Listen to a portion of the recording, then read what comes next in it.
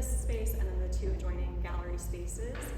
This is Chase's second exhibition at the gallery, the first one in LA, and definitely the most expansive body of work that we've had the pleasure of showing in our spaces. And we're so pleased to be joined also by Michael Govan, who is the CEO and the director of LACMA, where he has been helping kind of shape the art scene in Los Angeles since 2006.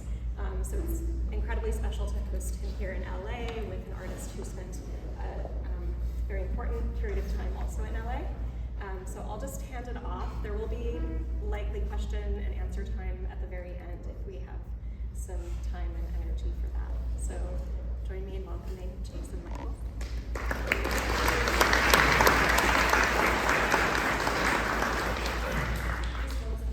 We good? Oh, turn them on. Probably okay. Yeah. What do you want to talk about? We don't really have a plan, so if anybody has any burning questions. Thank you, and Chase, it's so great to have you here. Congratulations again on a beautiful show.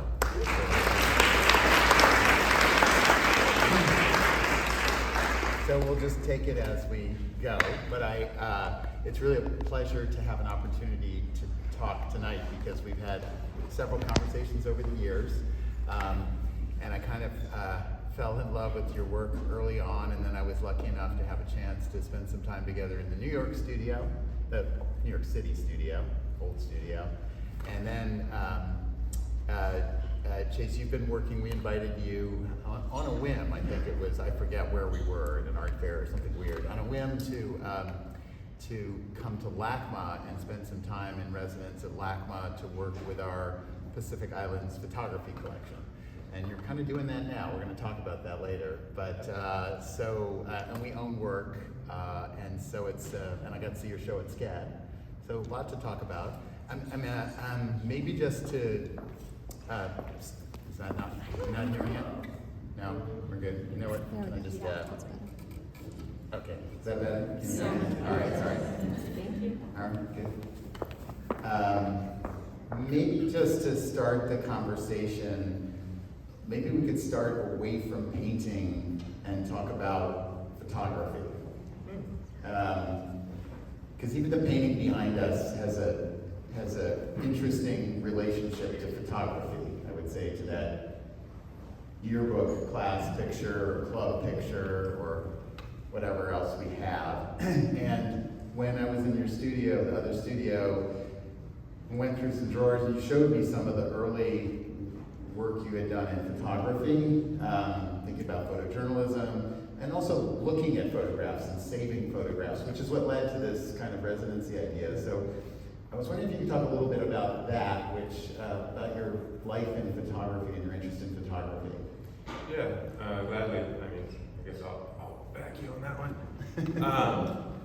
Yeah, photography was the initial reason I moved to New York about 11 years ago, and I was set on photojournalism and shooting for New York Times, and throughout that process I got these kind of pit stops, I call them, of just going to different galleries and museums, and the camera was always a tool to articulate these deeper relationships. Just to see so many familiar faces means a lot, and new faces, and thank you, Michael, and thank you, Kordansky team. One of my early mentors was Jake Giles Etter, and he's here, and some of the first photographers that I ever looked up, he wrote me a list, and I still have it in my files because I'm somewhat of a hoarder. And in that file there was early photographers from Van der Zee to Bruce Davidson to Bruce Gilden, Man Ray, just like people who are like, you're going to New York? Here's some stuff you need to know. So thank you for that. And throughout those walks, it was like 5 to 15 miles a day. I'd go to museums and galleries, and I started to find this relationship between the literal and the humanism aspect of photography, but then also the more kind of abstract and conceptual side that I was becoming more inclined to through visiting different museums and galleries. So it was this kind of lens, the way I could come home and say, like, Lauren, look at this, it's like, it gave me proof to my ideas, whereas a younger child, it was always kind of like more theoretical. There was these things I would see and how I wanted to respond, but photography became this sort of proof, this seeing to believe. And throughout that roadmap of seeing art, I was so drawn to how paintings could actually take a photograph and expand on a lot of the ideas that weren't so literal. And they weren't so, studying under Catherine Oak, she would talk about don't take photographs, make photographs. So this relationship to taking so much of life, people take. But in this collaboration, in the trust of your subject, in these ways in which you can actually show your care and use it as a tool to slow down and make conversation. And working in the Blackburn collection with LACMA has been a dream. There's upwards of 7,800 images, vernacular photography, and objects that I've been looking at and seeing through lines between oceanic photography, Hawaiian, Fijian, Tahitian, African, and kind of circumnavigating all of these early photographs in relationship to some of the work and images that inspire my practice. So we grow up kind of assuming that Google and Pinterest and Instagram covers so much ground, but it is limited, and being able to go into the archive, to dive back into these books, to see things that have never really been seen by more than X amount of people, there's an opportunity there and a privilege and a responsibility to understand how this kind of non-linear timeline that we all share is actually really interconnected. So even just, back there, me and Michael were talking about our grandparents and when they were born and when our parents were born and how there are these times where certain things kind of ebb and flow. So being able to kind of time travel literally with the photography and think about what it means to have access to something like this and respond to it has been really illuminating. Yeah, and I would say you're making photographs. I mean, there's an aspect of these pictures always that does, I think, still relate to photography, to a subject, to setting up a frame. And also when you make a portrait in photography, you're also trying to kind of adorn the subject or find a situation that reflects on the personality or the meaning of that, which seems you're still engaged in that. Part of the reason that I suggested the Blackburn collection is we were talking about surfing. And in the Blackburn Connect collection are some of the amazing photographs of Duke Kahama, the great surfer. We actually own one of the Duke's giant redwood longboards in LACMA's collection. And somehow, I'd seen you've done a fair amount of surfer pictures. So maybe we just do a little bad metaphor dive into surfing for a second, because I think even just thinking about that and how that imagery has ended up in your work, and you're looking at the collection and the Duke and all that, there's something there about your interests, also even in leisure. Totally. And thinking about the bathers, back to the note of photography, I see painting as almost like the viewfinder in the camera. And if you take that prism and you kind of take the rectangle and you bring it back to your eye, where the light hits the subject, who the subject is, the story you're trying to tell in the landscape within the image is super vital to help articulate what you care about. I think surfing is about, the metaphor to me is that it's completely natural. It's something that you fall and you try again. It's something that takes you out of your element, and there's no time, there's no technology, it's you and the ocean or you and your friends, and this relationship to the environment that I think is becoming more and more important to consider, the ways we can slow down and really kind of appreciate things that don't revolve in the kind of take, make, but kind of regulate yourself and distill and kind of find synthesis between the environment and yourself and who you are. And coming to Malibu High School from many places, Minnesota, that's where I was born.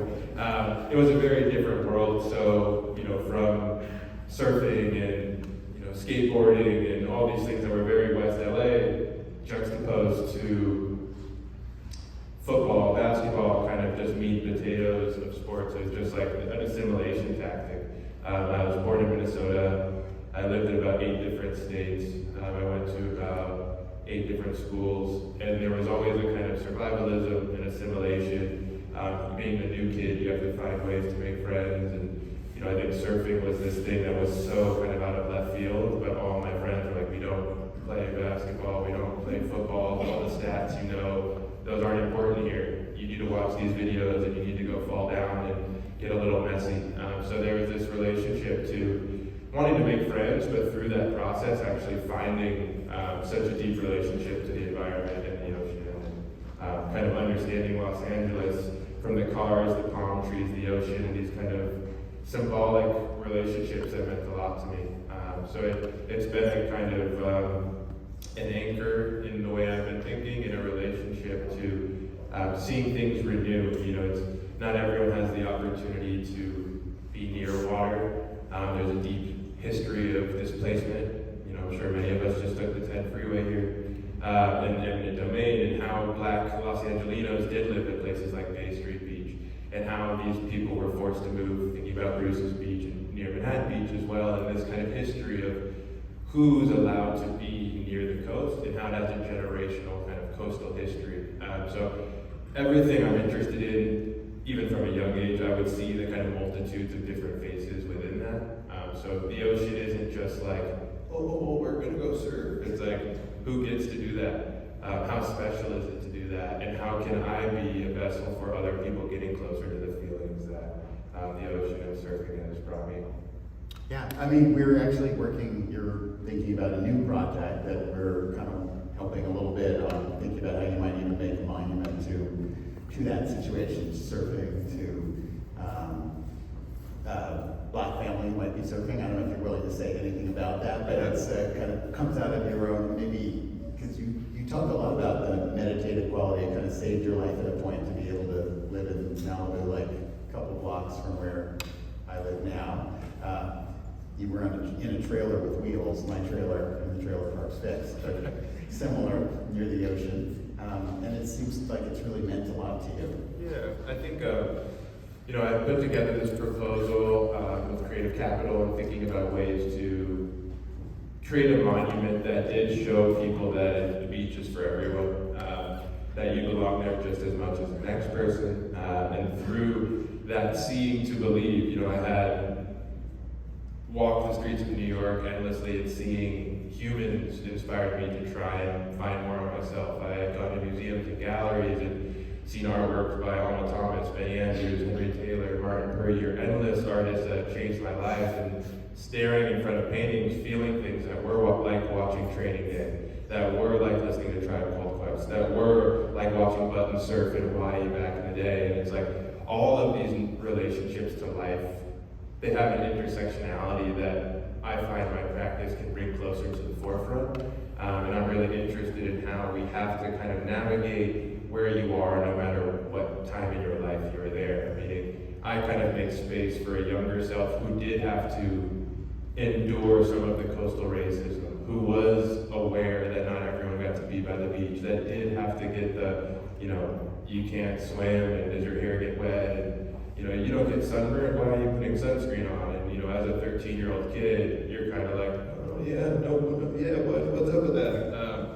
And then 15 years later, you're like, wow, I have a room full of people I get to share my deepest concerns and imaginations and dreams with. So it's incredibly kind of full circle. I think as an artist, it's often a snake eating its tail, and this notion that you're kind of always looking towards the things that drive you out of bed in the morning, but you kind of fixate and obsess over the ways that it's true. And how we can share it is through making exhibitions, bringing people together, and having conversations like this.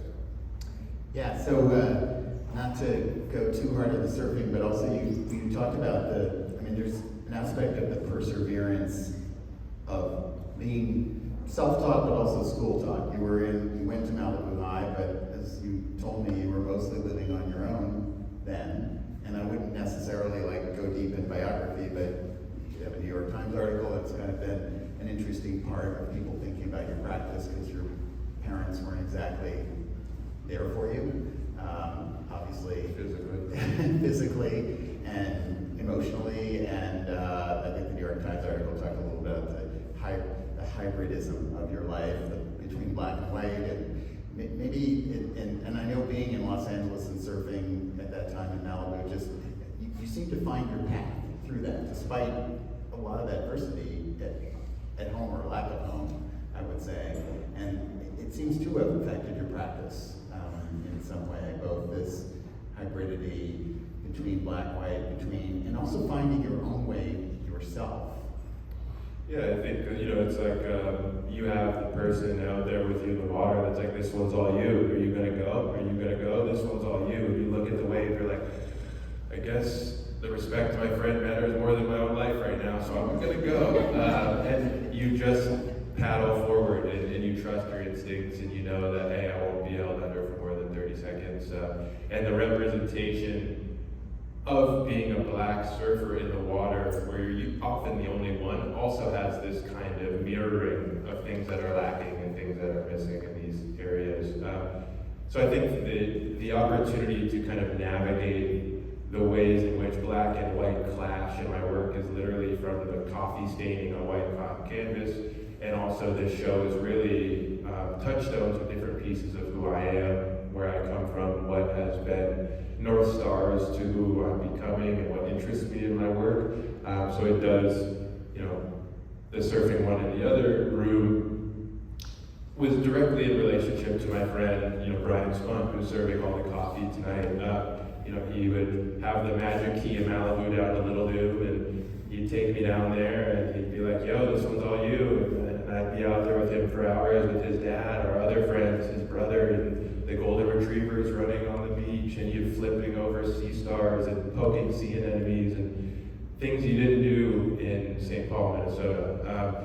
So this relationship to kind of imagining and seeing and believe and being in the moment, being present, engaging with the environment, and this kind of reciprocity was just a relationship to knowing what you feel isn't made up. These things that interest you, these things that, something I tell myself is like your calling will keep calling you.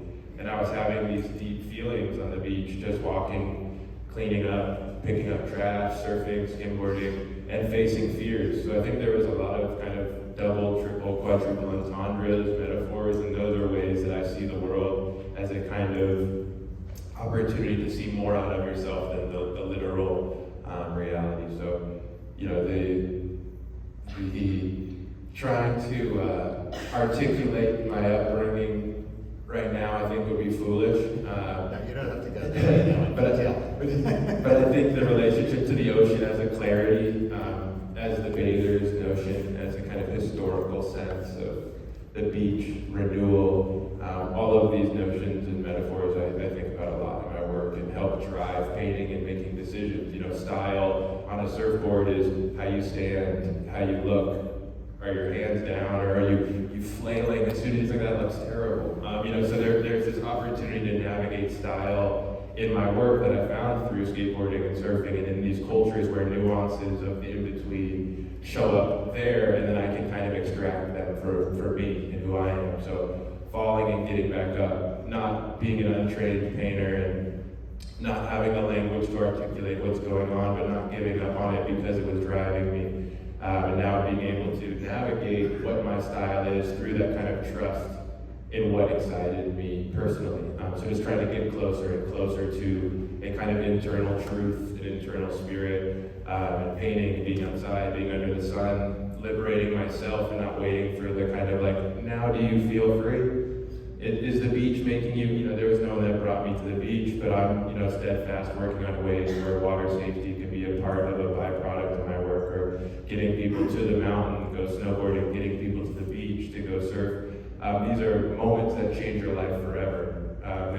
They can be taken for granted so quickly, but seeing to believe, getting out of the normal kind of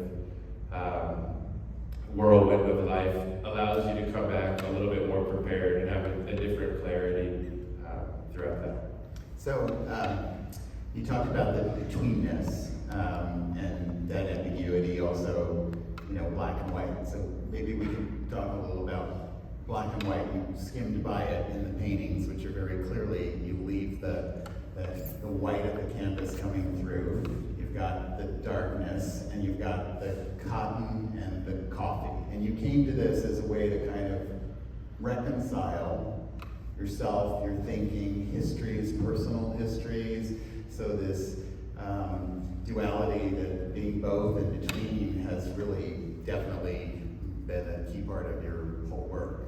Yeah, I mean, I think the notion of like thinking about American history and then covering the cotton canvas was just like, it almost like broke my mind. I mean, it was like a haunting kind of screeching glitch that would be like almost speaking to me as I was like, what am I gonna paint? But instead it became this like palindromic reality where I'm thinking about, you know, how race car spells race car backwards, and how this genetic humility is something that I have to author, so the younger version of myself doesn't have to hope that the black friend's never like, well, your mom's white.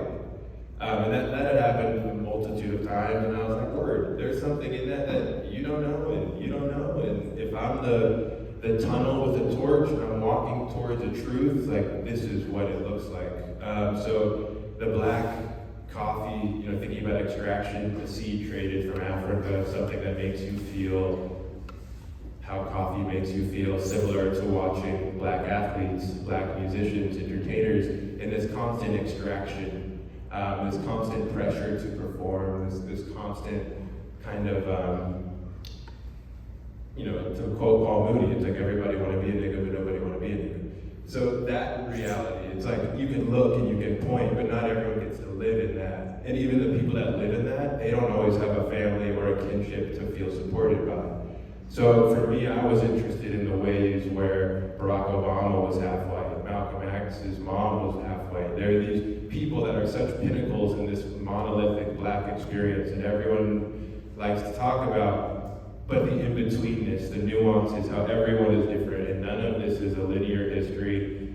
The African American experience is much more than sports and Martin Luther King and enslavement. And it sounds cliche to say it so vapidly, but it is truth in the sense that that's how it's shared throughout textbooks, throughout stereotypes, throughout school systems. And I was just interested in how I can kind of add space to an area that I was looking for when I was younger.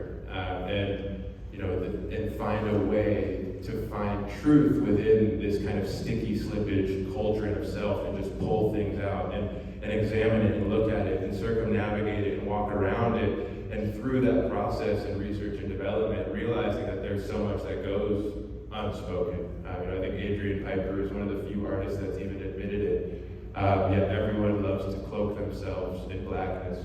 So the harsh reality is that many times I was reminded that the genetic shame was coming from both sides, was just a catalyst to kind of speak for myself and my younger self, and make sure that we also articulate what it's like in between these kind of brackets that society has kind of set up.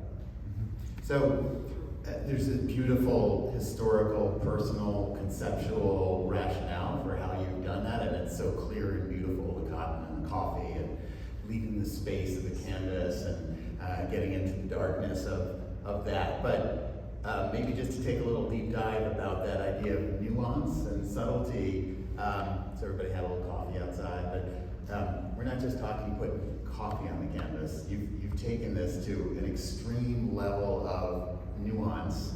And I wonder if we could just talk about that a little bit, because in these paintings, there's almost a scientific exploration you've done now about what this medium, which is a non-art medium, I'm thinking about like Edgar Shea we have and his love of having non-art media and putting whatever, shoe stains and everything else, water on his canvases. But now you've taken this coffee in this amazing direction where I don't even know how many variations you talked about. Maybe you could just tell us a little bit about that. I was so fascinated to hear the details of the nuance of its use in these paintings. Yeah, while I was in high school, I worked at Starbucks, and I would always doodle and make cartoons on my homework and tests and things like that. And I would use, similarly to like graffiti smearing Simba's forehead, I was like, and I would drop the coffee on these doodles, and from that point on, I was like, oh, this is color, this is coffee, this is so many things. And I've been able to develop about 26 different browns out of a single coffee bean. Every coffee bean geography affects the tones and where they're coming from as a part of that conceptual information I'm trying to bring to it. There's also a way that I use it in printmaking, which is more of a mud. It's kind of like a putty. And I've been patenizing bronze upstate, mixing coffee with ferric acid, and the ways that bronze and coffee is reacting with metal. And it really just has been a deep kind of alchemy of how can I make this make sense. So there's ways where the fur of the brush and the pressure will leave a relationship similarly to like a soft ground copper etching. There's ways where it can be very flat and act more as a velvet. There's ways where I can reapply coffee at different parts in drying time. But all of the relationship to coffee is incredibly frustrating. Acrylic or oil is a heavy-bodied material that's meant to behave in response to the brush. Coffee is meant to be consumed, so its relationship to staying in one place is not a priority of the maker. So all of this is done flat. The coffee is like corralling cats. You're chasing it around the canvas. It all has to be done at an incredibly hot temperature, and it has to be done all before it dries. So I'm really navigating with different mason jars labeled with different numbers to kind of check back to my tonal chart. And I work alone, so this is a very physical, my back is having spasms as we speak. I can't even look at this painting. It's true. That's why I'm looking this way. There's definitely a relationship to just getting closer to your curiosities, and that drives me in the studio. I always believed photography was for realism, and painting is for spirit and soul, and paint can hold that spirit as it congeals and as it dries, and that's why the beauty of painting and the way it hits you standing in front of it is in relationship to the artist's intent and that kind of truth that they give it through the process of making it. So this palindromic idea was thinking about the way that the coffee stains, but as you're staining the whiteness of the cotton, there starts to be a response. So you're kind of countering. It's like a bit of boxing or freestyle jazz or ciphering with your friends. There's this kind of make a mark and respond. And it takes about 2 days to fully dry. So even through that process, there's almost like a film photographic process where the emulsion of the film, before you get it developed, you kind of hope that it's going to turn out how you want, but you're always kind of chasing this eureka moment, and you're responding with the realities that the canvas can only hold so much information, and that it'll also have a relationship to what's in the air, what's the temperature, what type of coffee, and the ratios in which you brew the coffee. So a very fine coffee ground is going to give you a deep brown because you're kind of choking out the machine. There's more TDS, which in the coffee world is total dissolved solids. And if you have more solids in the water ratio, it's going to be darker brown. If it's mostly water, it'll be a lot lighter.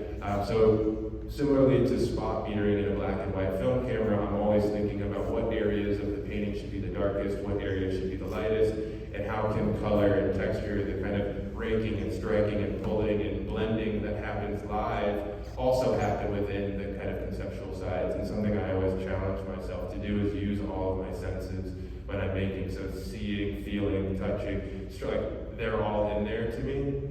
And that's a way that I can really know that when I finish a work or I'm done with a painting, that there is a part of me that I leave within it. And it also can kind of conceptually strike me from the coffee and the cotton. It can fit, in the painterly aspects, really excite me in the kind of color and the different marks. And then in the photographic, you have this relationship to light or absence of light and composition in the frame. And how do you make a good photo? How do you make a good conceptual piece? And how do you make paintings be as beautiful as paintings can be? So this kind of triangulation of different parts of the art world that I had gathered through those walks all kind of come together as a relationship to David Hammond and the rock with the barber clippings, and Betty Saar and the clock and the ships, and Mark Bradford with the paper. And I am self-taught, and I say it kind of sparingly because I find that it has a different negotiation in the art world than it does for me. I don't wake up to, hey, I'm a self-taught black artist, nice to meet you. I just say, here's my work, and these are the things I'm thinking about. But all that being said, different parts of that kind of itch or curiosity come alive when I'm really diving into a place unknown. And I think through navigating history, navigating materials, and thinking about the canon of art history, I've satiated that curiosity, and now it's how can I get deeper into sharing the philosophies or theories or ideas that I found for myself with other people.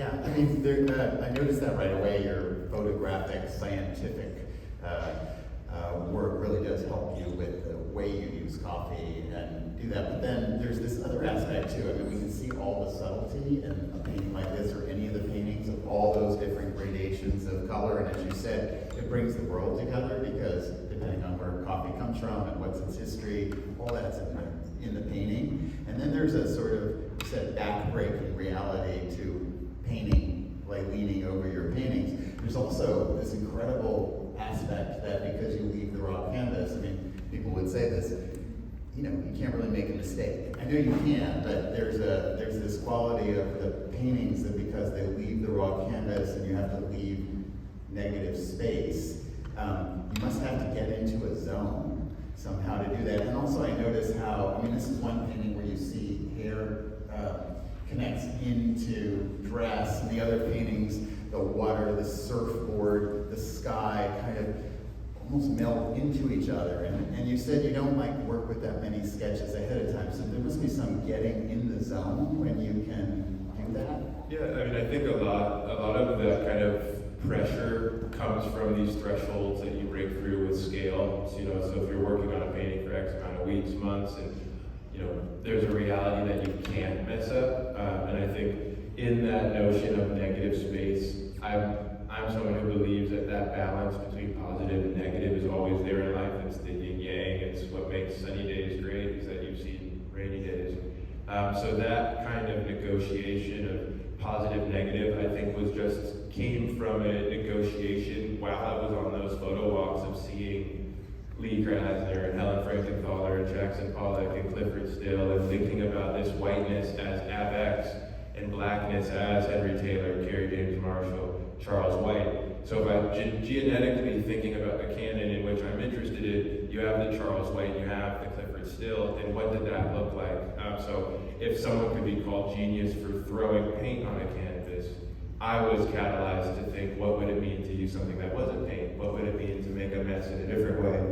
What would it mean to connect these genealogies in this kind of historical family tree that I see in my head, and then also share that in the process of making the work?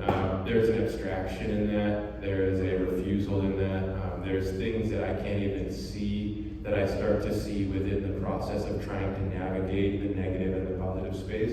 And then that coffee's layered about 5 to 8 times, and it's all done hot. So I'm reapplying the coffee, and I'm also negotiating that white space as I reapply. So even in the little intricate parts, I can't kind of overstep those, you know, boundaries. There's self-proclaimed boundaries, but there's a tightness in that, and then there's a chaos within the kind of unfurling of color and striking and countering and responding. So I'm trying to find a way to kind of express as much as possible, but not allow the kind of rebellion of painting to get in the way of some of the compositional understandings and moments that cotton can have come through, like dreads, like dripping off of the skin, you know, thinking about that extraction I had spoken about in the espresso. This kind of blackness is this washcloth that's constantly wrung out for everyone else's desires and tokenisms and entertainment value and all of these things. And I was so interested in this notion of sweat equity, whether it's people running into each other, people punching each other, or rapping about how hard their life is. And it's consumed ubiquitously around the world under this idea of, look, somehow they're still standing and they're doing the thing. And I'm so inspired by that. And I wanted that kind of sweat equity, this idea of dripping sweat, dripping cotton, dripping coffee, to kind of come off of the elbows, the knees, the knuckles, the dreadlocks. You know, I have always had long curly hair or dreadlocks, so it's a notion to kind of a younger self, but also this sheep's wool reality where it was like the nappiness of your hair, or this kind of negotiation of racial jokes and how the hair was representative of sheep's wool, or, you know, this was a kind of, you know, instead of being the enraged black person that responds physically in the moment, I kind of was like, word,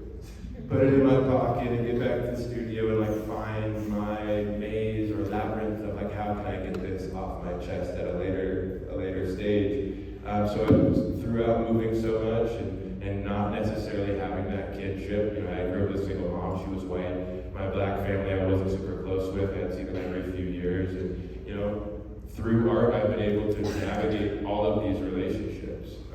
Learning about gerrymandering and redlining and premature black death and alcoholism and carceral systems, maybe it wasn't as kind of black or white, no pun intended, as like, I'm out of here, kid. So being able to navigate and think critically through the relationship I've built with art, and then being able now to think about it in the ways that I make images, but also speak to people, ideally, you know, set up standards of how I hold myself and how I show up in the world. And I teach at NYU, speaking to young children has been incredibly important to me, and thinking more about leadership groups or mentor groups, ways to get people to the beach, cleaning up the beach, or you know, these things that like art is a catalyst for real life. It's not real life catalyzing art. So I think for me, I've always found painting as this net, as this kind of catch-all, and what comes out of that, they're almost receipts of who I am and what I think about, and all of these paintings are pieces of me, and the story and the environment and the dedication and the evolution of myself to be able to have this conversation and be able to take up space, and also try and make it beautiful and make it full of desire, make it full of texture, make it full of concepts. You know, it's something I think about in the studio a lot, is like break the printer, meaning like this shouldn't make sense to the point where it could just be like Command P. And what's the other one? Oh, the frog in boiling water. If the water is already boiling, the frog jumps right out. But if the frog is in the cold water and you slowly turn it up, you're eating frog legs. So it's like, I don't want to be the person that has boiling water on my face all day. And everyone runs away and says, oh, I don't want to deal with that. But I like the slippage, I like the quicksand, I like these ways where slowly we're getting closer to some sort of question or curiosity. And painting has always been a place, but not everyone has access to understand what it's telling you. And something I'm interested in, you know, thinking about, I think 107 people in this painting, they're seeing younger kids in here in front of it was the goal, and now seeing all of you in front of it is a dream. And thinking about my relationship to it is still a little bit too close to appreciate, but it means a lot to think about the way that you believe in the youth and it believes back. But when you just cut it out and you don't give yourself to other people, you don't think about how we'll grow or how these environments or moments of communication build on each other, it flattens our experience. But when everything has meaning, when the way that the ceiling of this building excites me, or the whiteness of the wall contrasted to the chroma of my paintings kind of thrills me, or the shine of the concrete and the stones that participate in creating the material, like there's endless cotton in my shirt, in my jeans, in my socks. We're all wearing it. That has a history. We're all drinking coffee, and it's the second most drank beverage in the world outside of water. So all of these things, when you get past the kind of calling card that life constantly shows you, you start to realize that this kind of slippage and that cauldron that I mentioned, it holds a lot more than just us and our goals. It holds our past, it holds our family, our friends, it holds things we aren't even aware of. And slowly through the process of making, I've been able to pinpoint and pull out like a game of operation. It's like, why does this hurt? What is it? Where did it come from? When did it start? Oh, interesting. And you might put it back or you might throw it out, but it's there. And I think art has been this kind of self-reckoning to recognize what are parts of who you are and when do they start, and when do you want to heal, when do you want to grieve, when do you want to look at them again instead of just add more pressure to the system. So many things to talk about, but you talked about part of you being in the paintings. Part of you is in that painting, for sure, truly. Maybe it's a good example to talk about that. You can see, I think if you could see the fetus in there, there's a figure who's now alive and well, right over there. But just as an example, okay, the marvel of your paintings, and one of the things that made me crazy when I first saw them is that the closer I looked, the more I saw hidden, so I can see that really clearly. And then you see the butterfly butterflies, the birds, birds and the bees, and all these little jewels hidden inside, images within images within images. I think a lot of people may know it, looking at your paintings, there's a lot of C's and H's. Your initials, this idea of the signature of the artist, but you embedded them in all kinds of places. And as soon as you start looking at your work, it's a totally different way of looking at things. There's a history of painting with hidden things in them. But I mean, that's an incredibly beautiful painting, both how you structured it. But can you say a little bit how you started doing that in your zone and like varying? Now I know you use letters other than C and H, but all the little nuggets for us to maybe just give us a guide to find them without giving it all away. Yeah, I think the notion of close looking was really important to me. That was a term that I learned during Skowhegan, which was a residency I did in 2019. And this idea of close looking and how, we're close looking at the floor or the ceiling once again, but yeah, there's Henrietta in the stomach. Laura knows where the St. Christopher on the neck there. I was kind of playing with the notion of a neck tattoo with an H, which was a little aggressive, but it's there. There's the caterpillar speaking to the bee, speaking to the inchworm, kind of all oscillated around the monarch butterfly cocoon, and then you have the black and white footed blue jay, and you have the pointless hummingbird with a little whirly cap, and these kind of butterflies flying away. There's faces in the flowers, there's a notion to the dream by Rousseau at the bottom, and the lions. There's this kind of ooga booga, kind of Crash Bandicoot-esque reference to the right of Henrietta in the stomach, this kind of like ooh guy to the right. There's light coming in, kind of blended through that. There's C's in the plants, H's, L's, and things like that. In this painting, you got a bunch of faces in here. Yeah, but faces and H's everywhere. There's H's everywhere.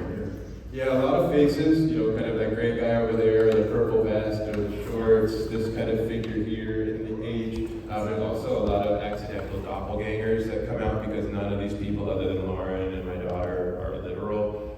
There are these kind of archetypes of people, this was thinking about the cohort in which you grow old with, whether it's graduation or, the historical photos of like the guys who caught a huge marlin and they're all so excited around the boat, or, the people that cut down the redwood trail and there's 9 lumberjacks with a huge old saw, and you're like, wow, for this one moment they came together and celebrated their hard work. Instead of this idea of like, go to sleep, get up, and do it again, it was like, for a moment, the group portrait holds all of that. So whether it's the 5th grade graduation, the 8th grade graduation, this kind of way to think about how we grow, and you see other people throughout your life, and you're like, oh wow, they're doing that now, and like, oh, they had a kid, and oh, I wonder what they're up to, and this negotiation of memory and the kind of human condition that comes along with caring for someone else outside of yourself.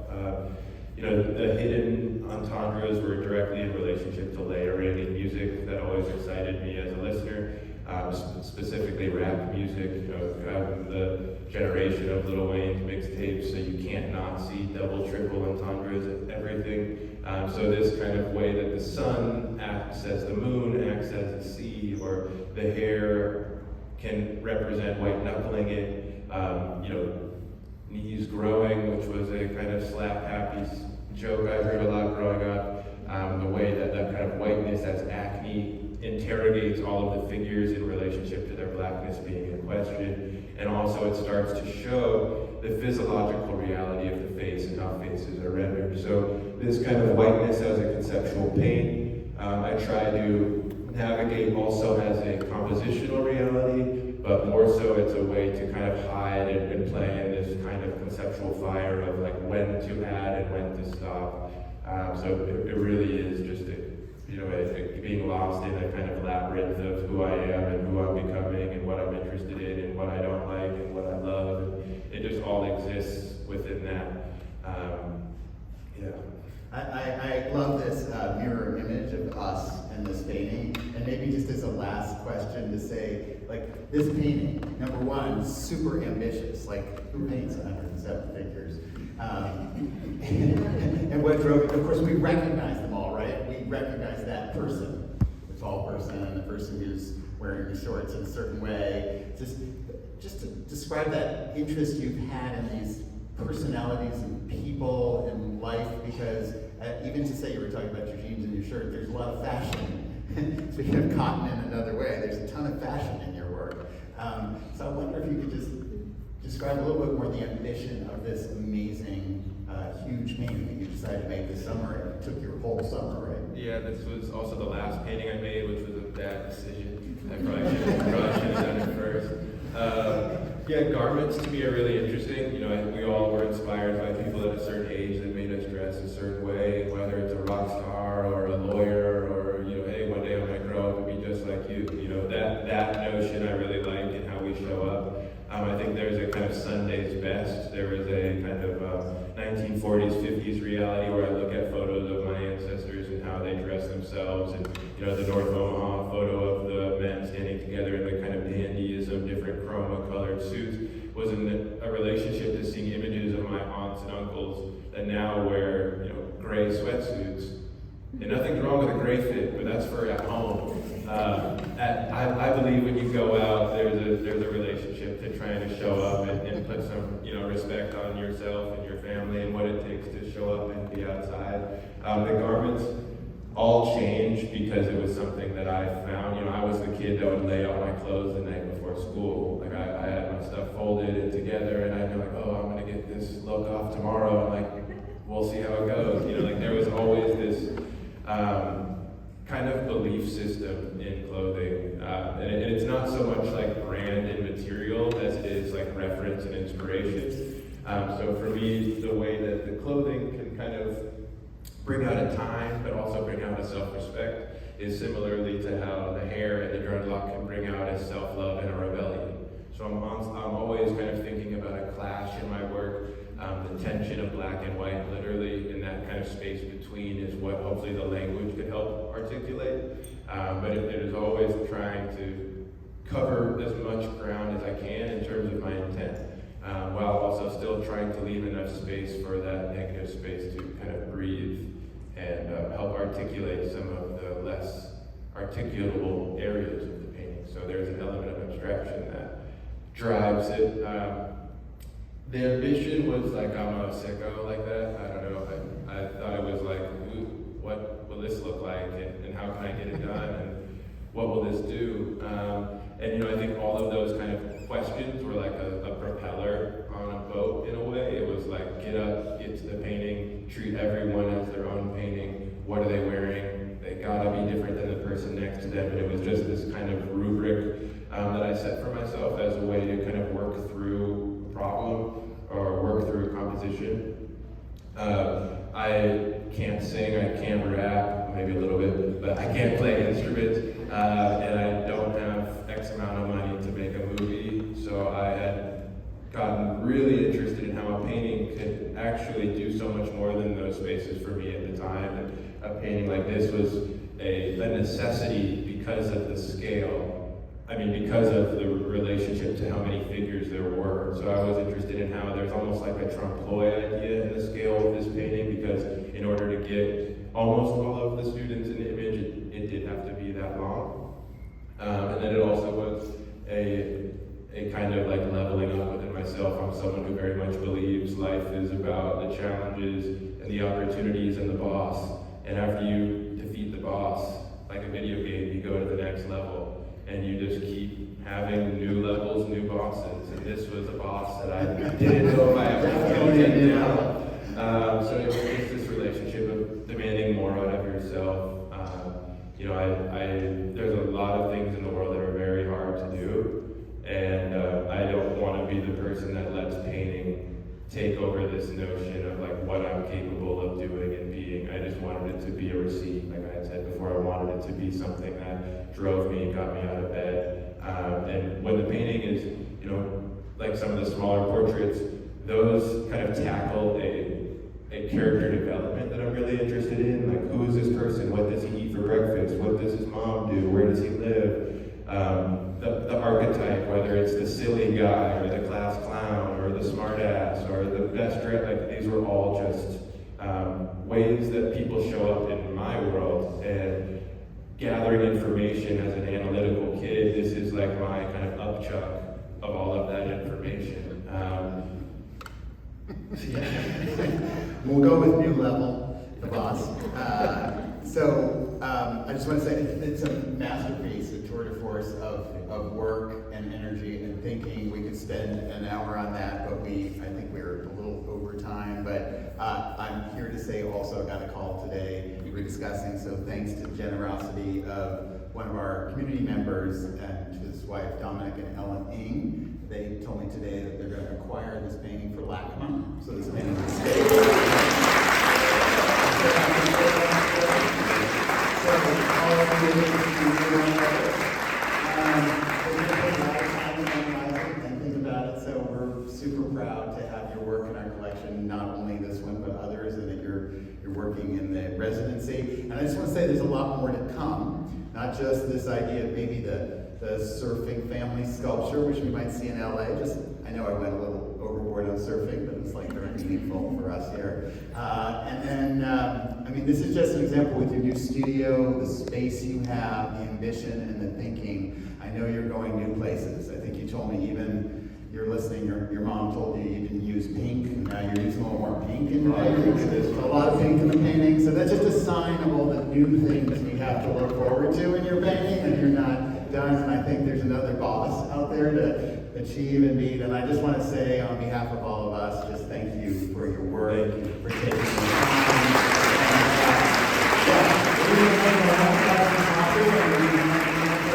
I would say one last thing. Me and Michael first kind of started speaking more than me trying to interrupt him and introduce myself, which I've done with everyone that I've met in the art world. Christine, Kim, and Allison Berg had a studio visit with me in the beginning of COVID. I was working out of a jazz studio in West Adams, and I had made this portrait of my grandpa. He was an ex-Marine, and this was right at the time they were putting together the Black American Portrait Show. So I just wanted to shout out Christine and Allison for allowing me to be a part of that, and the notion that my grandpa's looked after in that collection means a lot to me. And to see my grandpa, who had over 30,000 hours of community service, he was one of the founders of Black War Veterans. He was a very, very good guy, and I know he looks down on being proud, specifically to be with Obama in that show, and now to even have him in the book, and just how much it means to me and my family. I think being able to bring my little brother and my father and say, look, this is Grandpa, and it's next to brilliant thinkers and writers and histories. I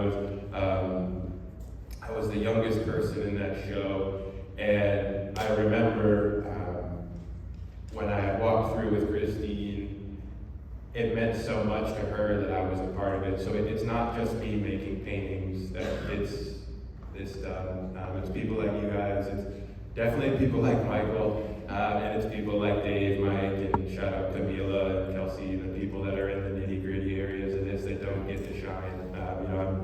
Some of this work is like smiling and waving and kissing babies and trying to look the part, but it really is the people that go unnoticed and the histories that people don't know that drive all this. So thank you guys for listening, and it really means the world. So, and really excited about this. And I was thinking about, contemporary documentarians like, Ross, Derek Bradley, even Nicole Simpson, and Glenn, how they kind of use that really slippery language in their work. And I guess my question for you is, you mentioned how you're kind of putting in certain experiences or emotions in your own back pocket and saving them. Can you speak to a moment where you kind of laid them all out and really had that unique moment of oh, this is my form, this is how I'm going to make form work in favor of my subject versus the other way around? I think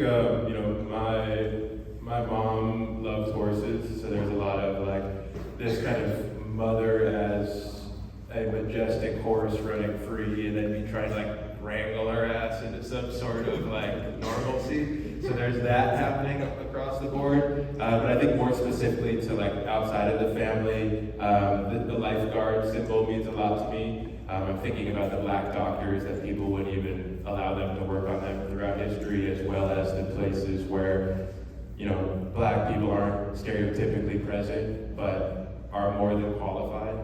So I was interested in how my own relationship in Malibu High School, where people did junior lifeguards, or they played water polo, or they were on NSSA, and like sounded like a different language to me at the time. But then by the end of my experience, I was like, wow, like what an awesome thing to go on a public beach and like look out for people and make sure that everyone has a good time. So from the kind of coastal racism, there was, we had all 6 or 7 black students from Malibu High that showed up for my opening, and that meant a lot to me. And we were discussing, vandalism and the swastika and the hit list and the killing. Like, that was in 2008 to 2011. So this reality that like somehow the history is so far behind, I think is a privilege of those who get to kind of pretend that it doesn't affect their life. But I think for the people that were affected by those things, there has to be a tea kettling moment, I believe. So instead of the rage and the response and the kind of aggression, like how can that tea kettling moment be the frog in the cold water? So for me, that lifeguard painting and that notion of being by the beach and standing tall and looking out, the cotton eye line as a pupil in all of my subjects is a material oppositional decision. I think, that hybridity, that clash, and that tension, to quote Earl, it's like too black for the whites, too white for the blacks. So for me, it was just I bleed, cry, sweat all over these things metaphorically, and there's not one thing I make that's for someone else. I just hope that there's something in what I'm making that can make space for everyone else. Thank you.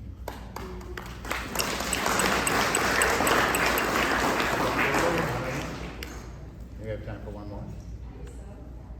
You mind talking about the circles on the knees and soles? Circles on the knees. Circles on the knees and on the knuckles, the nose, the mouth, the hair, these areas that are. And like top, like the woman with the green. Hue? Yeah. Yeah. Top down the Yeah, those areas are points of tension, like, gritted burying it, so you hear all these kind of like hurtful things and you're kind of like, it's all good, but like inside you're dealing with it. So for me, the white knuckles and the white knees were thinking about that idea of grit and bear it, white knuckling a situation where you really want to react, but you kind of have to play it down. And it was directly in relationship, kind of parlaying or participating off of your question. It was like, why are black people so tall? Because their knee grows was something that I heard when I was younger, that like I wanted to turn on its head and be like, word, yeah, look at the knees, I hope you see my show. Like I'm just like a petty, non-forgetting person where like everything shows up. And whether I know or someone else knows, who knows? But yeah, that to me was like the nose, the mouth, the knuckles and knees. These are the most stereotyped and exploited parts of the black body. Usually the most fetishized, tokenized, exploited parts of the black body. So I wanted that participation in someone else feeling included in that area, and in that area them having to negotiate their history. The white imagination is who came up with blackface, who came up with vaudeville, minstrelsy, ephemera that's been commercialized and traded and sold and still collected. So this kind of who's involved, who's your audience, who can be affected, I think there's room for everyone to kind of distill information within the work. And those areas specifically were like the dreadlocks, nose, mouth, the whiteness is acne, which is something I'm trying to write about. It's like no matter how black you show up genetically, that's always in question, being light-skinned or high yellow or all that, it's like, I'm not gonna bring this up, but I kinda have to. It's like, why does everyone hate Drake? It's like the Kendrick Drake thing. There's just these notions of the tragic mulatto or hybridity or blackness not being enough, or cream with your coffee, these kind of like riddles and entendres that kind of keep me up at night, that painting allows me to satiate and work through. Let me ask you something. Yeah. What is it about ISIS as a story? Yeah, I appreciate that. I think for me, Repeat the question. Yeah, can you? Oh yeah, she asked what's with the eyes. They hold a story. I think that's because I've always looked at people. I've always saw other people. I've always been like eyes and ears to the wall and who's in the room and what's going on, and just a kind of analytical person. I think photography is the direct answer. It's like I want my subject or person to trust me with that truth. I don't want it to be like, look, now it's on, like whatever way you can make someone feel disrespected in that. And I wanted the pupil of the subject to be representational of the material that I'm trying to critique and discuss in the work. So the cotton canvas peeking through the eye was similarly to like looking through a history. I think when you meet someone and you really look at them, there's so much information. And I think that just comes from really having to, it's like a mix of like belief in humanity and also a like self-protection in people's intent. But I think the eyes holding a story is a great compliment. I don't have a direct relationship. I just think it's a reciprocity with the subject and me, or the maker, hopefully. But it definitely is like a window to our soul and how we see each other and how we show up. And it's hard to look at people in the eye. It's hard to show up and be calm and sit on your heels and have your shoulders back. And, everything in life wants you to turn into a fortune cookie. But when we resist and we stand up and we give people time and we look at each other, I think it means a lot, and it shows, frankly, how you were raised and how you show up for other people. So I think it's a negotiation of life, meeting photography, and building bad habits, but trying to find the lexicon to describe it. That's been painting for me. It's just always been, this is my handwriting. I wasn't trained. I didn't know what I was. I still don't, but I can find the language to articulate what I care about within it. So the eyes to me were kind of like a window to the soul, the way you can really see someone and feel them out. Appreciate that. Thank you, Chase. Thank you.